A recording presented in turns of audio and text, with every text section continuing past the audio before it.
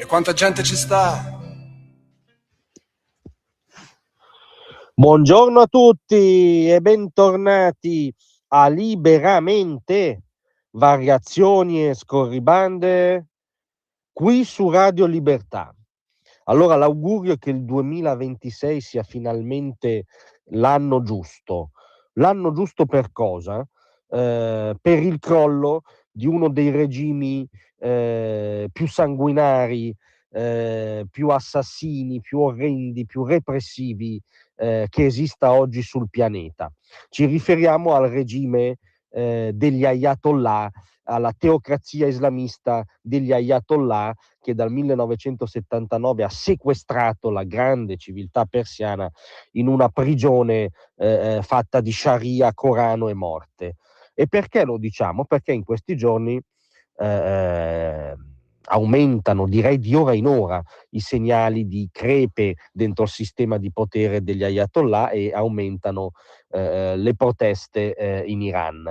Attenzione, questa cosa non riguarda un paese, seppur appunto importante dalla tradizione nobile, molto lontano, riguarda gli assetti del mondo e per ricaduta anche le nostre vite, nel senso che dal 1979,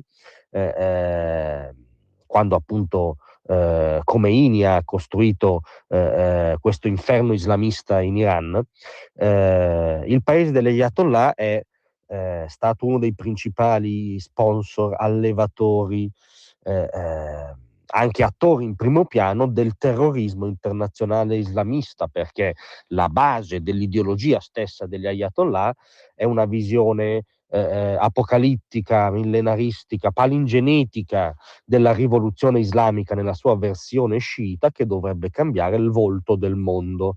E da qui non vi tediamo con la cronistoria degli ultimi decenni, ma la creazione di gruppi come Hezbollah, il foraggiamento e diciamo la direzione di gruppi come Hamas, di gruppi come gli Houthi che minacciano la libertà internazionale di commercio e le compromissioni con la piovra terrorista mondiale. Cosa succede in questi giorni? Ormai siamo al quarto giorno consecutivo di proteste e scioperi.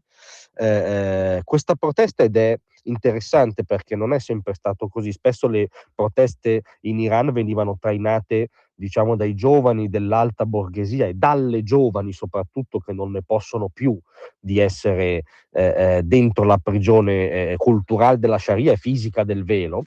Ricordiamo che in Iran puoi essere massacrata e uccisa se porti male il velo, non se non lo porti, se lo porti male. Ma queste proteste invece hanno una genesi economica, perché sono proteste che attecchiscono sull'esplosione incontrollata dell'inflazione e la svalutazione totale del rial, la valuta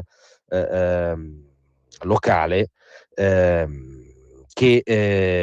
dal 2018, quando sono state ripristinate pesanti sanzioni occidentali, anzitutto americane, dopo che gli Stati Uniti, grazie a Donald Trump, erano usciti da quella follia obamiana che era l'accordo nucleare con gli Ayatollah, dal 2018 il Real ha perso oltre il 90% del suo valore. Oggi 10 euro si cambiano con quasi 500.000 Rial, cioè siamo a scene di carriole piene di banconote che non valgono nulla, un po' come i paesi del socialismo reale dell'Est poco prima della caduta.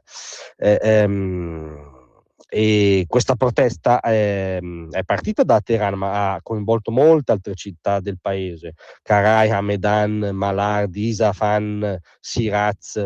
Questa protesta ha visto la chiusura del Gran Bazar di Teheran. L'ultima volta che era avvenuto era nei giorni che precedevano la caduta dello Shah, e speriamo che sia un buon presagio.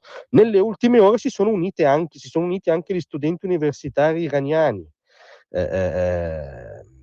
che partendo dagli atenei di molte parti del paese stanno convergendo verso Teheran e protestando contro la cappa ormai insostenibile del regime. Ebbene, cari ragazzi, cari iraniane, cari iraniani, vi auguriamo davvero che il 2026 sia l'anno della fine. l'anno in cui questo regime che appunto sfracella il cranio alle donne, impicca in pubblico gli omosessuali, sequestra e sevizia i dissidenti in prigioni che sono dei veri e propri inferni in terra, nutre il terrorismo internazionale, coltiva il progetto di cancellare lo Stato degli ebrei dalla carta geografica, definisce l'Occidente, l'America in primis, ma per traslato la cultura occidentale, grande Satana, insomma che questo orrendo totalitarismo nazi-islamista sia veramente agli sgoccioli. Ce lo auguriamo anzitutto per voi, ragazze e ragazzi iraniani,